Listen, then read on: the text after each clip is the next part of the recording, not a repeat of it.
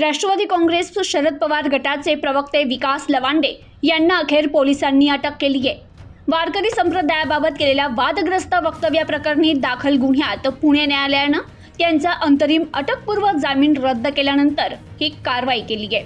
तर न्यायालयाने मुदतवाढीचा अर्ज फेटाळून लवांडे यांचं संरक्षण काढून घेतल्यानं वाघोली पोलिसांनी त्यांना ताब्यात घेतले।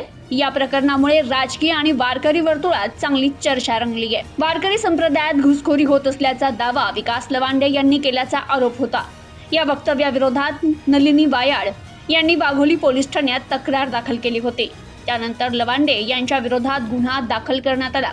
या प्रकरणी अतिरिक्त सत्र न्यायालयानं यापूर्वी 20 मे पर्यंत अंतरिम अटकपूर्व जामीन मंजूर केला होता। तर तपास अधिकारी, सरकार पक्ष आणि वाघोली पोलिसांना याबाबत भूमिका मांडण्याचे निर्देशही देण्यात आले होते। दरम्यान तपासादरम्यान विकास लवांडे यांनी अटकपूर्व जामिनाच्या अर्जात स्वतः विरोधातील पूर्वी दाखल असलेल्या 4 गुन्ह्यांची माहिती लपवल्याचं समोर आलंय। सरकारी वकील राजेश कावेडिया यांनी न्यायालयात यावर जोरदार आक्षेप घेत लवांडे यांचं संरक्षण रद्द करण्याची मागणी केली। न्यायालयानं हा युक्तिवाद ग्राह्य धरत त्यांचा अंतरिम अटकपूर्व जामीन रद्द केला। न्यायालयाच्या या निर्णयानंतर पोलिसांनी तात्काळ लवांडे यांना अटक केली। दरम्यान 9 मे रोजी लोणी काळभोर परिसरातील म्हातोबाची आळंदी येथे विकास लवांडे यांच्यावर शाईफेक आणि पिस्तूल दाखवत धमकावल्याची घटना घडली होती।